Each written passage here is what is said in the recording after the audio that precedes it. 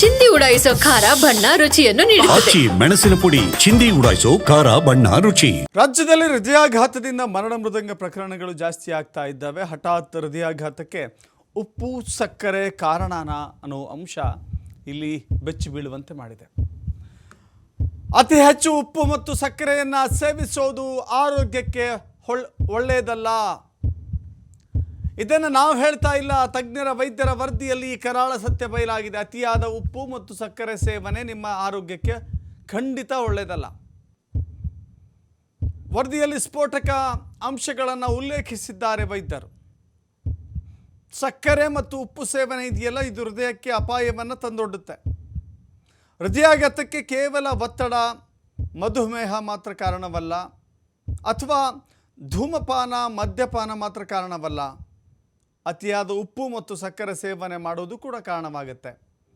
ಅತಿಯಾದ ಸಿಹಿ ಪದಾರ್ಥಗಳನ್ನು ನಾನು ಸಿಹಿಪ್ರಿಯ ಅಂತ ಹೇಳಿ ಸೇವಿಸಿದರೆ ಖಂಡಿತ ಇವತ್ತಲ್ಲ ನಾಳೆ ಅದಕ್ಕೆ ಬೆಲೆ ತೆರಬೇಕಾಗತ್ತೆ. ಉಪ್ಪು ಕೂಡ ಅಷ್ಟೇ.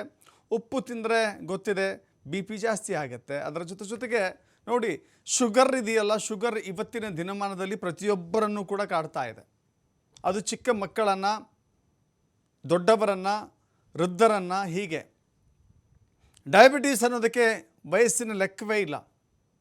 10-16 ವರ್ಷದಿಂದಲೂ ಟೈಪ್ 1 ಡಯಾಬಿಟಿಸ್ ನೋಡಿ, ನೀವು ಹುಟ್ಟಿದ ಮಕ್ಕಳಿಗೂ ಕೂಡ ಟೈಪ್ 1 ಡಯಾಬಿಟಿಸ್ ಇರುತ್ತೆ. ಟೈಪ್ 2 ಡಯಾಬಿಟಿಸ್ ಒಂದು 20 ವರ್ಷದ ಮೇಲೆ ಬರುವಂಥದ್ದು. ಈಗ 20, 22, 25, 30 ವಯಸ್ಸಿಗೆ ಶುಗರ್ ಬಂದು ಅತ್ಯಂತ ರೋದನೆ ಕೊಡುವಂಥ, ಜನರ ಪ್ರಾಣ ಹಿಂಡುವಂಥ ಡಯಾಬಿಟಿಸ್ ಕಾಯಿಲೆ ಹೆಚ್ಚಾಗ್ತಾ ಇದೆ. ಮತ್ತೊಂದು ಕಡೆ BP ಕೂಡ.